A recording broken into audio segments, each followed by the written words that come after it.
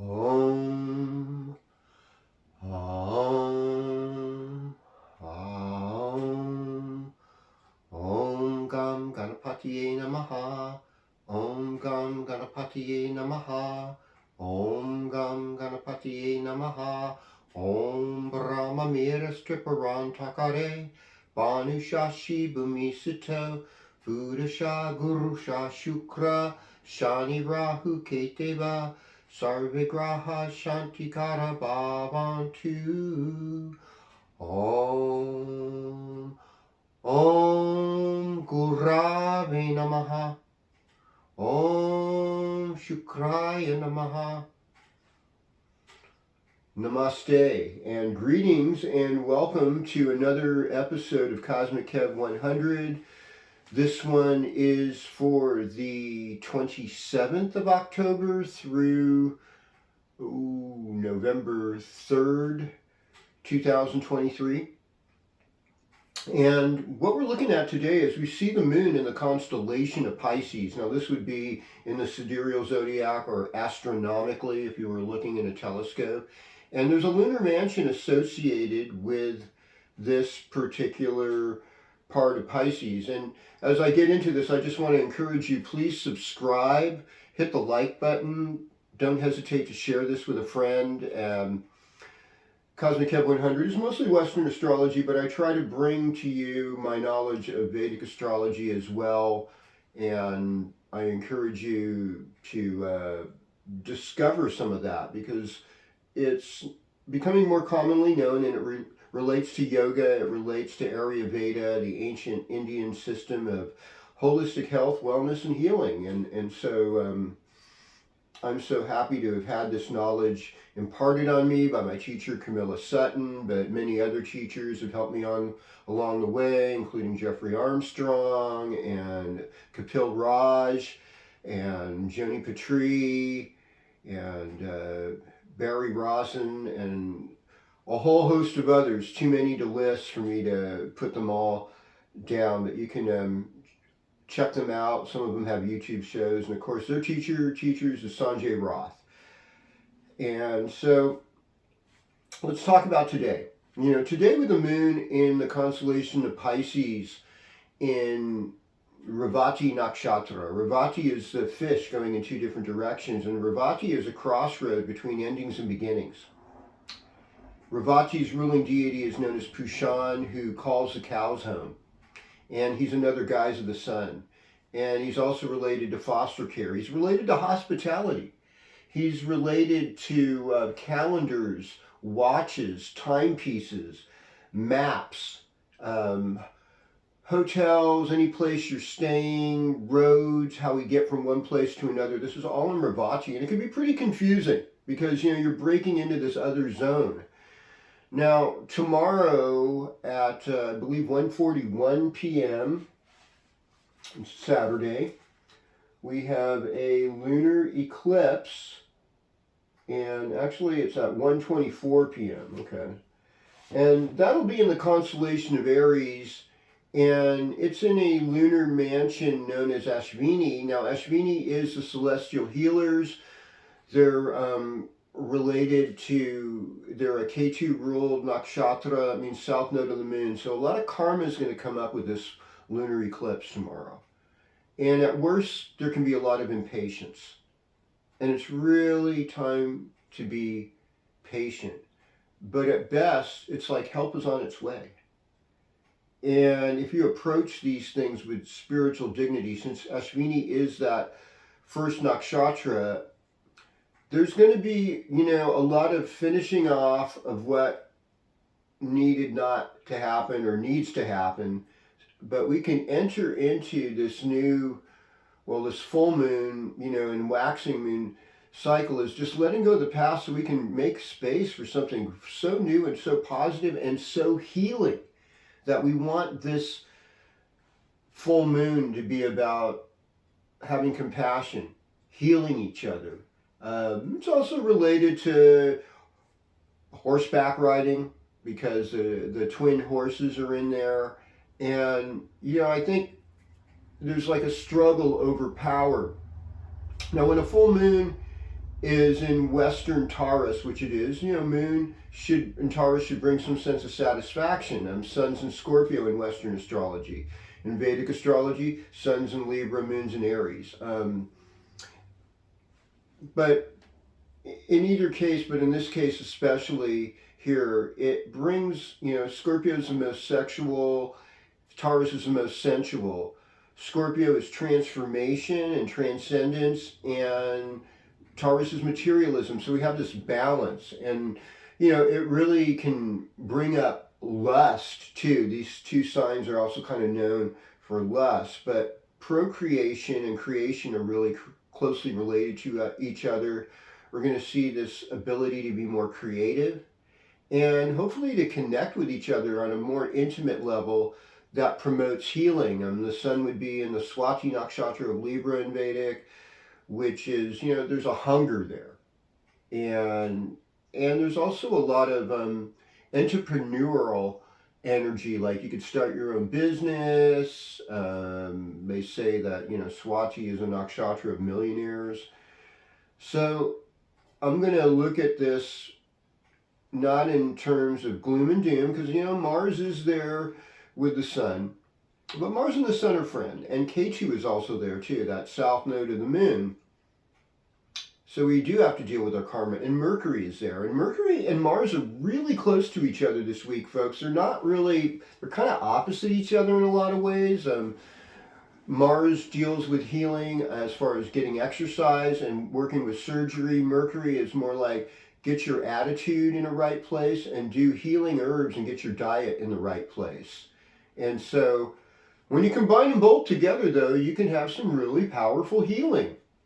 But, you know, at worst, though, is being aggressive with your speech. You know, take time to, I could just say with this full moon, the key is be patient. And, you know, of course, we have Halloween coming up, too. And this is the weekend of Halloween parties. And, you know, I know a lot of people, especially like in the evangelical Christian realm, are like, Halloween is the devil's and things like this. We never celebrate, whatever. I don't think I'm quite that orthodox. I'd say, you know, Halloween, you know, because I'm mostly of Irish ancestry, is a time to remember our ancestors and to kind of feed them and to give them what they need and then send them on their way. And also to get rid of bad spirits. It's not, and some people use it as an opportunity to be very violent, very lusty, and you know, we have to acknowledge our shadow side, folks. We do have them. But I would just encourage sort of a peaceful, loving, generous thing, and try not to eat too much candy.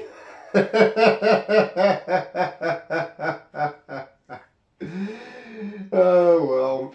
In any event, we're going to go sign by sign according to the Western tropical zodiac, and most people know their sun sign, but you know, if you know your moon sign and your rising sign, you'll do even better because you'll get a richer forecast for this week. So let's just start with you, Aries. So Mars and Scorpio, you know, since you're a Mars ruled sign, that's the 8th house. That's other people's property.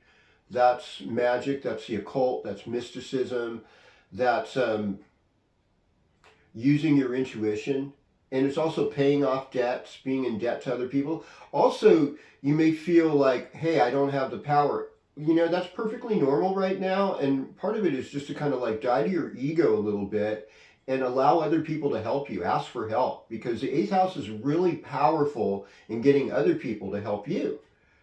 And that's like the gift that it has. And this full moon, you know, will be in your 2nd house. So it could bring some financial help. It also could, you know, put you in touch with family members. And it's just important to just keep everything on the more peaceful, on the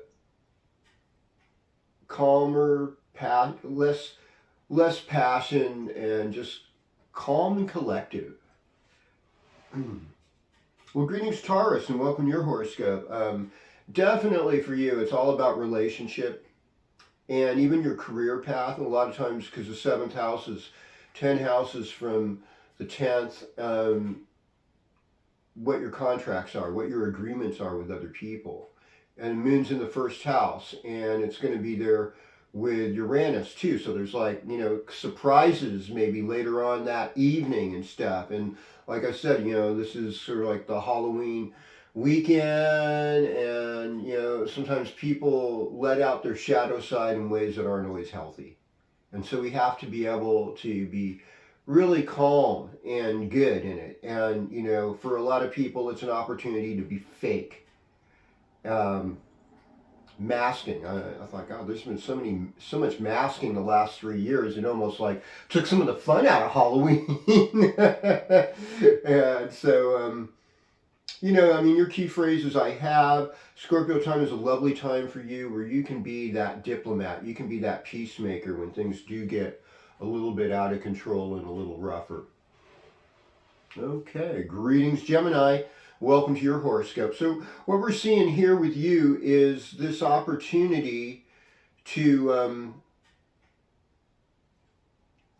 acknowledge your karma, acknowledge your own shadow side. This full moon is going to be in a place of loss, and where Mars, Mercury, and the moon are at, it's like challenging your health. And like, this is the time to get yourself as healthy as possible as we go through the winter. So eating right, eating less sugar, less refined foods, giving up seed oils, pasteurized dairy, welcoming maybe more bitter things in the diet, things that we don't normally eat as far as flavors, to kind of get a more holistic view of health, not just salty and sweet, not too much spicy, but a little bit of spice, maybe just cut down on the caffeine. Anything you can do to facilitate good health in your body, that's going to be needed at this time. And also just to pray for others, to do an effort to make good karma, because they say like the karma you make in the 6th house makes whatever happens in the 12th house a lot easier. So just doing the good karma things right now, that's going to help Gemini. Greetings, Cancer. Welcome to your horoscope. What Cancer doesn't love a full moon, right? And this is a lunar eclipse full moon. I mean, it's partial. It's not like a full, full-on darkness, total eclipse type of thing, or total lunar eclipse. But it is, and here on the West Coast, it's in the daytime. Sagittarius is rising in Vedic as it happens. I think it is in Western too. So we're kind of, or maybe it's, early Capricorn, but regardless of that, we're looking at the rising being in the center of the Milky Way galaxy, where a lot of healing takes place. And this full moon, it is in your 5th house. I mean, not in your 11th house, rather. No, yeah. And so the 11th house can bring financial gain. It could be older siblings, co-workers that want to party with you, and maybe even bosses and teachers that are helping you. So there's a lot of benefits to the 11th house where this moon is at. So I think that Cancer is going to get a lot of reward. So, I mean, for me, when I looked at this, I was thinking there's more positive than negative overall to what's going on. And so it should be, even though we're in that dark time. Light always shines bright in the dark. And so, we're able to see the stars better. We need to sleep a little more, maybe.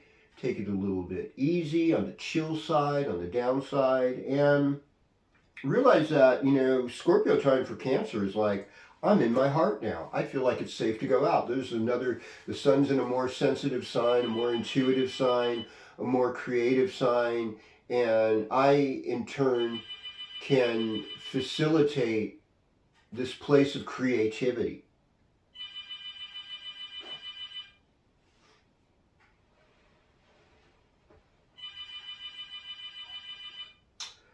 All right, greetings, Leo, and welcome to your horoscope.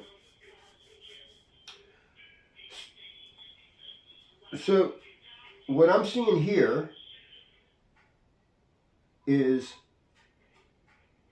we've got Sun, Mercury, and Mars all in your 4th house. So there's some kind of energy happening with older parents right now, and with your home environment and with fixed assets. That's sort of like a theme this week. Now, the full moon affects you in performance and in the workplace. So if you got a performance this weekend or something, that's going to come out, it's going to affect you. And, you know, there could be some strange restructuring. There might be some surprises because, you know, Uranus is going to be with the moon this weekend, and you know the 10th house is about your karma to the public, to other people, and the 4th house is about where you live, and it's about your ancestors, which makes it kind of a special sort of Halloween moon. And you're gonna, you know, there's a deepening going on right now, and this might be a time where you feel just slightly more vulnerable and sensitive and withdrawn. You know, you want to stay home more because, you know, 4th house is our homes. And, but the fact that we have Uranus, Jupiter as well with the moon, and it is going to bring about a sense of excitement and upliftment too. Greetings, Virgo, and welcome to your horoscope. So, we've got this full moon in Taurus in Western astrology. So for Virgo, that's the 9th house. That means that there's some higher learning going on here. It also means that there's a likelihood you might travel a little bit, you know, and there's a relationship to your father, perhaps. Maybe you haven't thought of your father. You know, 9th house is often father. And it's overall, it's a lucky position for the moon. Now, Scorpio, having Mercury in your 3rd house, you know, in Scorpio is good for you. It actually helps your communication. It helps you with your relationship with your neighbors. Now, Mars is there too.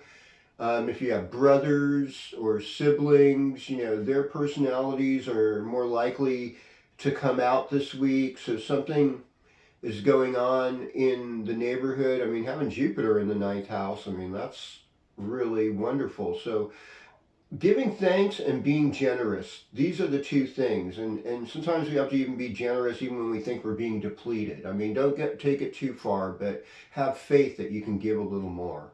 And with that faith, great rewards are happening. And I see incredible healing, and I see an incredible amount of courage in your life that you're moving past the obstacles.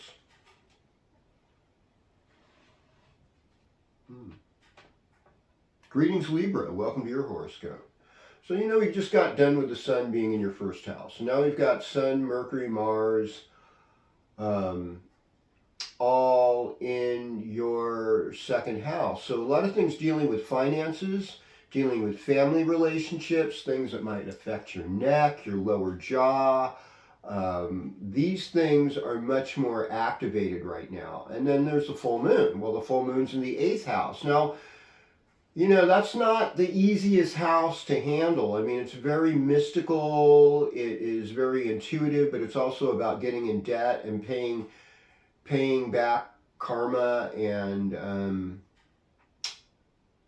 unforeseen sudden changes. You know, it's a transformation house, and it'll bring your intuition up. I mean, fortunately, Jupiter's there too, so this kind of softens this eclipse vibe, but it's also calling on you to say, hey, you know, I can't always be the nice person. I might have to ask for help. I might have to ask for favors, and I don't like to do that because I want everyone to think I'm nice. Don't think you're not really nice. You're actually an opportunist that's trying to look good in a way. Ouch. There is a sense of that. And I remember hearing this once from this British holistic health Western astrologer, and I thought, my God, boy, this woman is really nailing something that we don't see, because it's like, Libra, you're like the most admired sign. People really want to be like you. You're pretty or handsome. You tend to be in the balance. And right now, part of the balance is like, hey, I could use a little bit of help. You know, I might need to take a loan so I can stabilize things and know that you will be able to pay it back. You are going to make things work out. Okay, greetings Scorpio, and welcome to your horoscope, and happy birthday. It's all about you this week. I want to give some birthday shouts out to my Scorpio peeps that are having birthdays within the next week, and I probably won't be able to remember them all, but my friend Linda Reinbolt, and Sharon North, Halloween's her birthday. Birthday to Curtis Peldo, another good friend, having a birthday this week. Pobby Cannon having a birthday this week. And I guess by the 3rd, my friend John Didis will have his birthday, so if I don't mention him. And all of you blessed Scorpios, this is your season. Enjoy it. So we got this full moon in Taurus. You love that. It's romantic. You've got Jupiter there.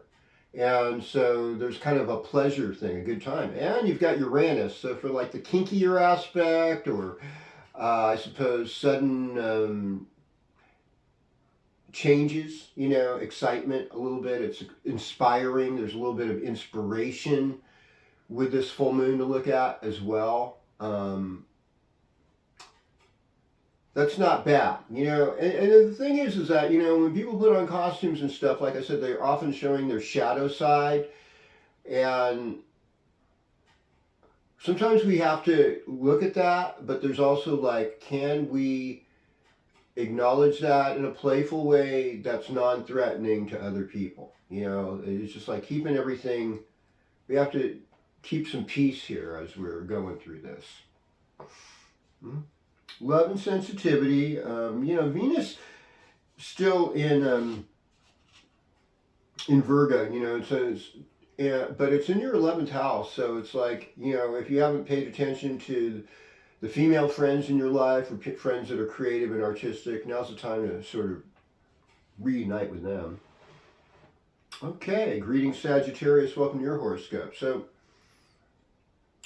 Jupiter's in the 6th house. So is the full moon, right? And so is Uranus.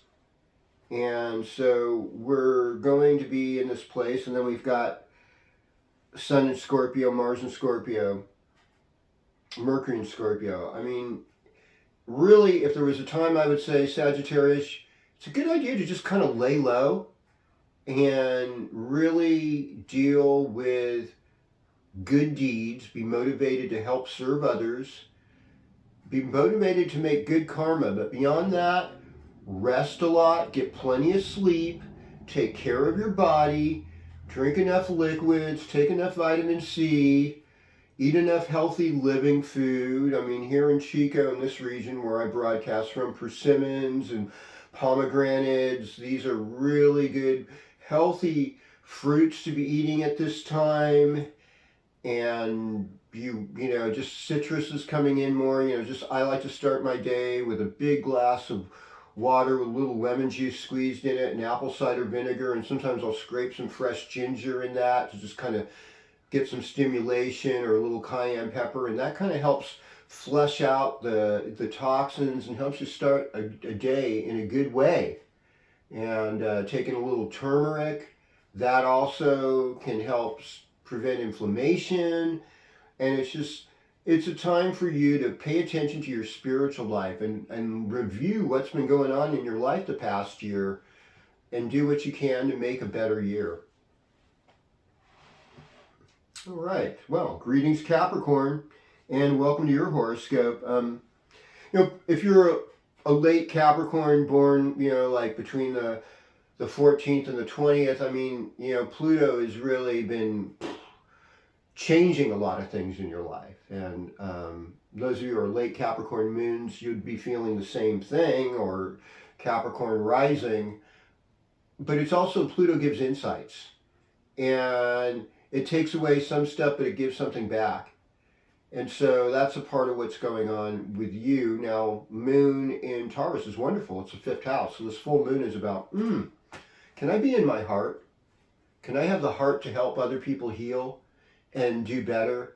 I know I can. And since Jupiter is a karaka of the fifth house, I mean, an activator is what that means, is that your spiritual life, what you give to your children, if you have children generously, these are all going to activate good fortune. And there's this inspiration of Uranus there. So there's all this positive. And Scorpio is like overall a really good friend for Capricorns. They tend to have a higher vibe for you. And I mean, if you haven't had that in the past, you know, try and open up your heart and your life to see that as a possibility so you have a better life. And these people can help you. They can bring you gifts. And it looks like you're going to go to a party. That's what I'm going to say. Just, you know, always use a little caution at the party. Make sure people aren't drinking too much, whatever. Greetings, Aquarius, and welcome to your horoscope. You know, Scorpio time is about how you perform, how you work, how you deal with your karma, with other people. And having Mars in the 10th house is actually good. It shows your leadership ability is showing. Having Sun in the 10th house is good because it shows you that you are responsible, you are honest, you are capable of making executive moves and staying steadfast, you know. Sun in Scorpio, you know, a fixed sign, it helps integrate beginnings and endings. It's like, what are we doing to sustain things right now? That's part of the question. So same thing, Moon and Taurus, you know, that's in your fourth house. So this kind of affects you emotionally and how you feel about your parents, your family, your ancestors, how you feel about your home environment, what needs to be worked on there, how you feel about your fixed assets. And, you know, fortunately, Jupiter's there. You've got some kind of wealth. Uranus is there. You've got some surprises, but they can be worked out and fixed. And all in all, I mean, I could see you, you know, performing at parties this weekend and doing pretty good. Okay. Greetings, Pisces, and welcome to your horoscope. So, you know, one of the messages for Pisces is like, you know, slow down, you know, and Saturn's retrograde. It's almost back in Western Aquarius. I mean, it's of course in sidereal Aquarius, but which most of you Pisces are anyhow. And it's in this place where we need to become peaceful negotiators. And because we want to play with other people, we want to make music and dance with other people, and in order to do that, it's not my way or the highway. You know, it makes a lonely existence. We don't want to be in that place of loneliness, but what we want to do is reflect the highest qualities of God. You know, all those godly, holy, good qualities. Make us irresistible and make us more attractive to other people. Now, we've got Venus in the 7th house, and Venus is debilitated in Virgo, but for Pisces, they're working with that really well. They're like, yeah, I'm ready for love. And especially like if you're a male Pisces and you have not had, you've been in a dry period of love, just open up your heart to love. And if you're in a relationship, honor your spouse, honor your significant other, make that relationship better. Okay, a little bit of Scorpio is a great sign for Pisces. I mean, Scorpio rules what? The 9th house, you know, house of good fortune, house of fathers, house of teachers, house of integrating foreign cultures, exotic experiences. It's rich, it's delicious, it's lovely. You should be enjoying it to the max. Moon will be in the 3rd house. So this is kind of like, oh wow, look at all the Halloween decorations in my neighborhood. Or what are my siblings wearing this Halloween? And what are they doing? And what's going on right now? How am I communicating with other people during this full moon eclipse Saturday? What's happening with that? And am I doing it with generosity and love? Do I just want to shock people and surprise the you know what out of them. There's a balance to everything. I mean, some people do need to have their world rocked a little bit, but some people are fragile, and they're not going to be able to take it in a good way. And like whatever you do this weekend, may it be done with some compassion and an intention that kind of brings us less divided into more oneness. It's not like we're all doing the right things. In fact, the best approach is to be like a little child. It's like what Jesus said, blessed master, unless you become as a little child, you'll never be able to enter into the kingdom of heaven. And that means we don't know things, okay? And that means it's okay to be in that mystery, that we're in this dark place. Because you know what? Our Creator, our divine parents want to take care of us. You know, the Good Shepherd is going to find us if we're a lost sheep.